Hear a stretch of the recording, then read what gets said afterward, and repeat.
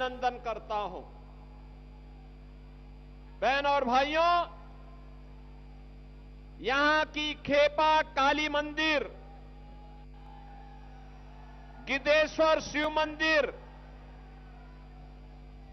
इच्छाई घोष का मंदिर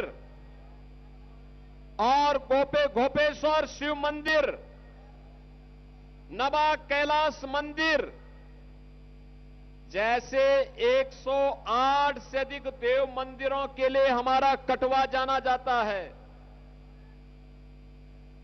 और इसीलिए यहां पर चैतन्य महाप्रभु ने अपना संन्यास ग्रहण करने का कार्य भी किया था। यानी भारत की विरासत की, आध्यात्मिक विरासत की एक पावन धरा,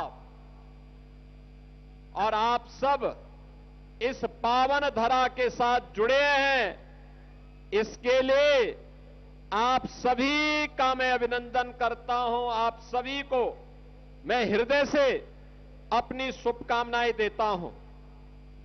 बहन और भाइयों, जब हम बंगाल की बात करते हैं तो भारत के गौरव की भूमि के रूप में बंगाल जाना जाता है। यह माटी त्याग और बलिदान की माटी है। यह माटी साहस और स्वाभिमान की माटी है। भारत के अध्यात्म और भारत की देशभक्ति की माटी है। कला और साहित्य की पावन धरा है। बंगाल के बारे में कहा जाता है कि भारत के विरासत की, आध्यात्मिक और कला साहित्य की, संस्कृति की पावन धरा के रूप में बंगाल ने भारत को एक नेतृत्व दिया, महत्वपूर्ण नेतृत्व दिया। इस पावन धरा में, जिस पावन धरा से खुदीराम बोस देश की आजादी के लिए हंसते हंसते फांसी के फंदे को चूमे थे, बंगाल की धरा वही धरा है। बहन और भाइयों, जिस बंगाल की धरा से देश की आजादी का प्रथम स्वातंत्र समर की चिनगारी निकली थी, वह बैरकपुर भी बंगाल में है। ये बंगाल की धरा जिसने क्रांतिकारी दिए, स्वतंत्रता संग्राम सेनानी दिए, आध्यात्मिक विभूतियों को दिया, और जिस पावन धरा ने एक से एक बढ़कर के वैज्ञानिक और शिक्षाविद भारत को दिए। याद करिए, स्वतंत्र भारत को राष्ट्रगान और राष्ट्रगीत देने वाली पावन धरा बंगाल की ही धरा है। जो बंगाल भारत को पहचान दी है।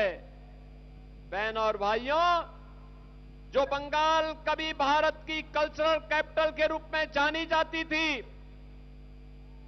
जो नवद्वीप भारत का नॉलेज सिटी के रूप में जाना जाता था, जो बंगाल कभी भारत की इकोनॉमी का ग्रोथ इंजन था, आज वो बंगाल अपनी पहचान के लिए मोहताज है।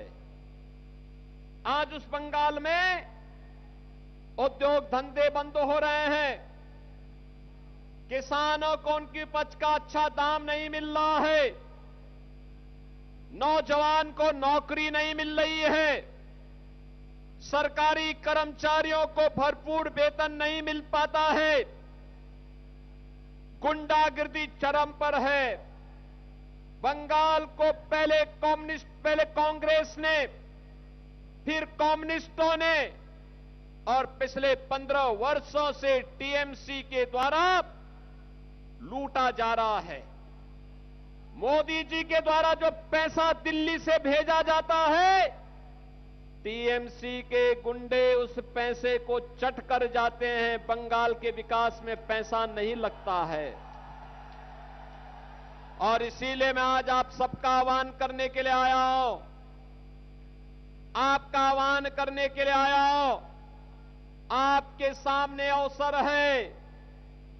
यह अवसर इस बात का है कि बंगाल को उसकी पहचान के लिए मोहताज करने वालों के सामने यह पहचान का संकट हमें खड़ा करना है। बहनों और भाइयों, बंगाल को उसकी पुनर्प्रतिष्ठा दिलानी है। बंगाल को फिर से विकास के पथ पर अग्रसर करना है और इसके लिए डबल इंजन की सरकार चाहिए। डबल इंजन की सरकार। मैं देख करके भौचक रहता हूं बंगाल के समाचारों को जब सुनता हूं। बंगाल के अंदर ममता दीदी को जय श्री राम के नारे से परेशानी होती है। याद करिए, यही बंगाल की दरा है, यही कटवा है, यही नवलद्वीप है, जहां पर आज से 500 वर्ष पहले चैतन्य महाप्रभु ने हरे कृष्णा कृष्णा कृष्णा हरे हरे, हरे रामा रामा रामा हरे हरे का संघनाद करके दुनिया के अंदर भारत की वैष्णव परंपरा का संघनाद किया था। आज उस धरा पर जय श्री राम बोलने पर ममता दीदी लाठी चलाती है। राम भक्तों पर लाठियों का प्रहार होता है। सरेआम गौ हत्या होती है। सैंड माफिया, लैंड माफिया हावी हो करके बंगाल के नौजवानों के रोजगार को छीनने का काम कर रहे हैं। न बेटी सुरक्षित है, न व्यापारी सुरक्षित है। लव जिहाद और लैंड जिहाद की घटनाएं घटित हो रही हैं। मां दुर्गा की पूजा नहीं होने दी जाती है। मां दुर्गा के जुलूस को रोका जाता है। यही स्थिति 2017 के पहले उत्तर प्रदेश के अंदर भी थी। उत्तर प्रदेश के अंदर बहनों और भाइयों यही स्थिति हुआ करती थी। पर्व और त्योहार के पहले उत्साह नहीं, उपद्रव होने लगते थे। नौजवान के लिए नौकरी और रोजगार नहीं था। अन्नदाता किसान आत्महत्या कर रहा था। कर्फ्यू और दंगों के कारण महीनों महीनों कार्य ठप रहता था। राम भक्तों पर गोली और लाठी चलती थी। बहनों और भाइयों, उत्तर प्रदेश बीमारू राज्य हो गया था। न शिक्षा थी, न स्वास्थ्य की सुविधा थी, न उद्योग धंधे थे। लोग पलायन कर रहे थे। 2017 में प्रधानमंत्री मोदी जी के आह्वान पर उत्तर प्रदेश में डबल इंजन की बीजेपी की सरकार बनी और आज उपद्रव नहीं, उत्सव है। उत्तर प्रदेश में न कर्फ्यू है, न दंगा है। यूपी में अब सब चंगा है। यूपी में आज के दिन पे देश के सबसे ज्यादा एक्सप्रेसवे हैं और यूपी में एक्सप्रेसवे का निर्माण करने वाला बुलडोजर बहन और भाइयों केवल एक्सप्रेसवे का ही निर्माण नहीं करता है। ये जितने माफिया कांग्रेस सपा ने पाले थे, इनकी हड्डी पसली को कुचलने का काम भी यूपी का बुलडोजर करता है और सड़क का निर्माण करता है। वहां गौ हत्या नहीं हो सकती। वहां सड़कों पर कोई इफ्तारी नहीं कर सकता। वहां पर सड़कों पर कोई नमाज भी नहीं पढ़ सकता।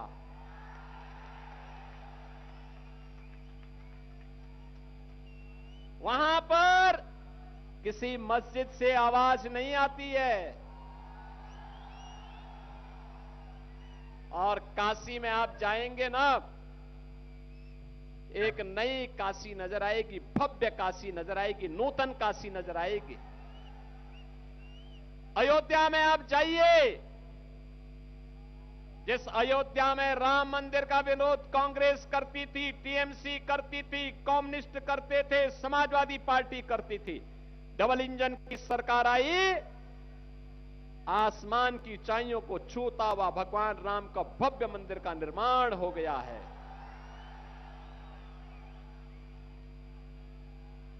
अब उत्तर प्रदेश में नौजवान के लिए रोजगार और नौकरी है। 9 लाख नौजवानों को सरकारी नौकरी दी है हम लोगों ने। उनमें से 2 लाख नौजवानों को, 2 जवान केवल बेटियों को नौकरी मिली है।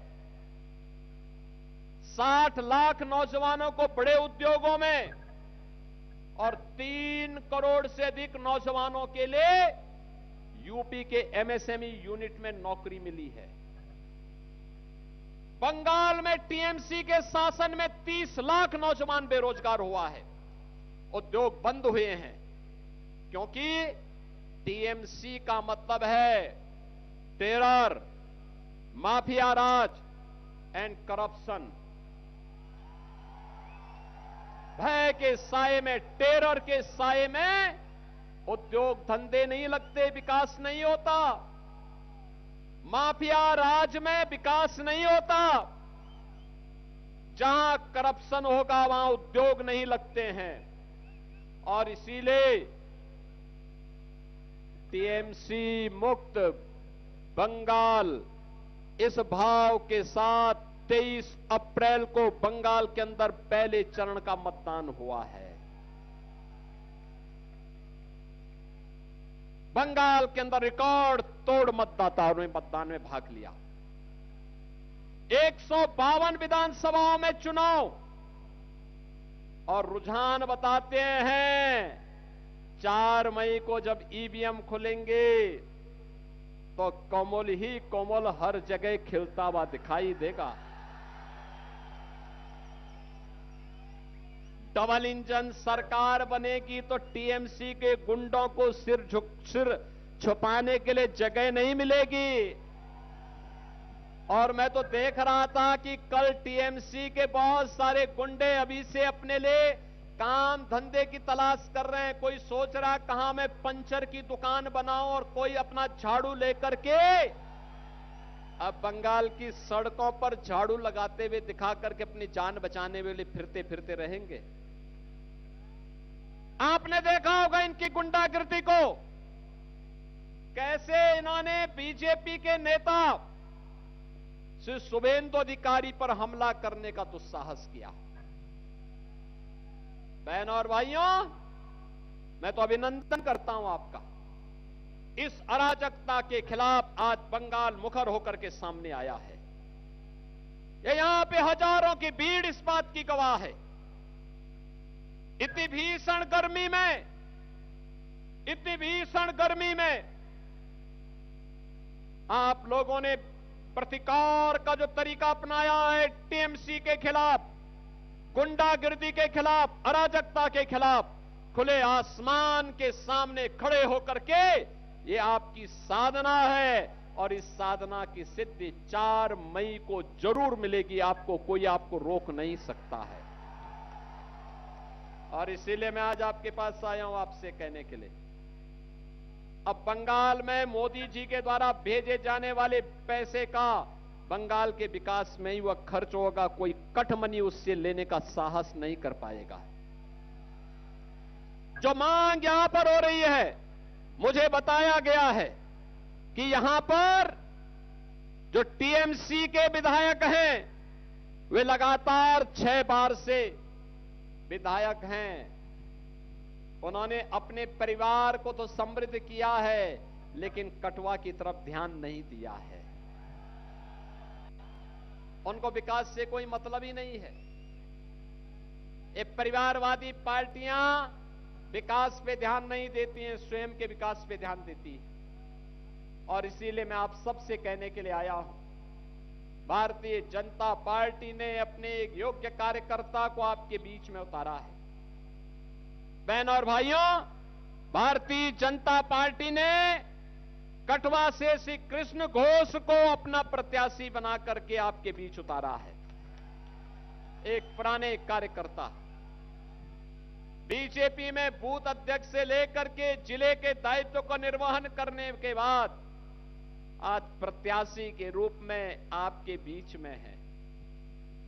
ममता दीदी जो बोलती है ना कि खेला ओबे, आप बोलना चाहते हैं ममता दीदी को, खेला शेष, अब उन्नयन शुरू।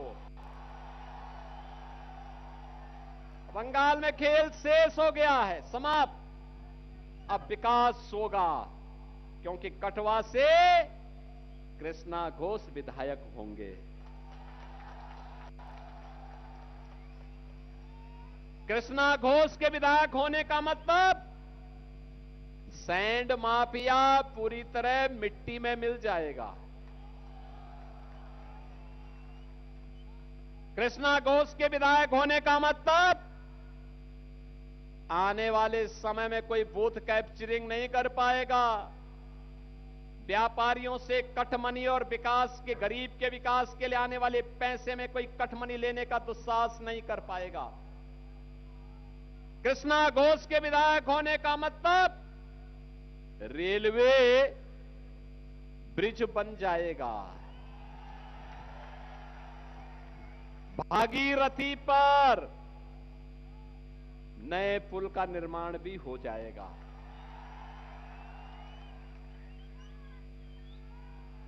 क्योंकि बंगाल की आज यही मांग है, और इसीलिए मैं आज के इस अवसर पर आप सबसे अपील करूंगा कि बहनों और भाइयों, जो सरकार सुरक्षा नहीं दे सकती, उस सरकार को रहने का अधिकार नहीं। और इसके लिए मैं यहां पर आप सबसे कहूंगा, यहां पर मैं बुला रहा हूं भाजपा के प्रत्याशी श्री कृष्णा घोष को। कृष्णा जी, आप यहां पर आइए। आप सब आशीर्वाद देंगे कृष्णा घोष को? सभी लोगों का आशीर्वाद, दोनों हाथ ला करके बोलो, दोनों हाथ ला करके दीजिए। पीछे भी सभी लोग, मैं बोलूंगा आमार सोनार बांग्ला, आप कहेंगे टीएमसी मुक्तो बांग्ला। आमार सोनार बांग्ला, आमार सोनार बांग्ला, आमार सोनार बांग्ला। मैं कहूंगा ओंदोकार, आप कहेंगे हटवे। मैं कहूंगा सूरज, आप कहेंगे उठवे।